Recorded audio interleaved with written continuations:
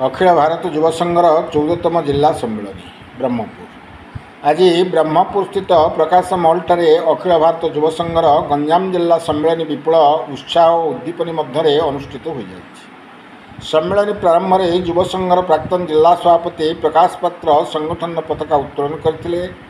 यापर Manoj Gaur, doctor Duryodhan प्रधान, सुकांत बेहरा, प्रतिमा देवी को नहीं गठित सभापति मंडली सम्मेलन कार्य परिचालना करथिबा बेले संगठन प्राक्तन राज्य सभापति रमणी रंजन राउतराय सम्मेलन को उद्बोधन देथिले एवं जिले में कृषिभित्तिक शिल्प प्रतिष्ठा माध्यम निजुक्ति सुजोग सृष्टि करने, गंजाम जिले में गढ़ी उठिथिबा शिल्परे स्थानीय युवकों को निजुक्ति देवा, भगत सिंह जातीय कर्मनियुक्ति आईन को संसद में आनी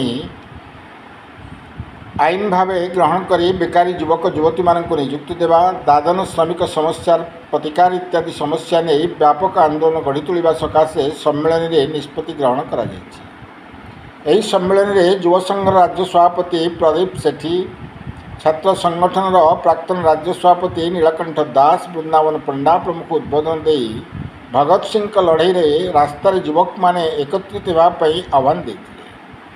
आगामी दिन में संगठन परिचालना 35 जनिया जिला परिषद सह सभापति भावे सुशांत स्वाई, कार्यकारी सभापति भावे कामदेव नाहक, संपादक भावे मनोज गौड़, उपसभापति भावे डॉक्टर दुर्योधन प्रधान एवं दैतारी रेड्डी, सह संपादक भावे महेंद्र पात्र, क्षेत्रमोहन बेहरा, कोषाध्यक्ष कैलाश दास को निर्वाचित करा जायछि।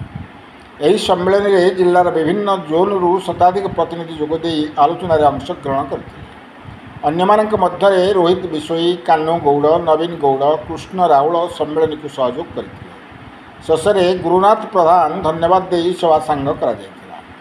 ब्रह्मपुर सुनील विश्वास रिपोर्ट, कांतिधारा प्लस।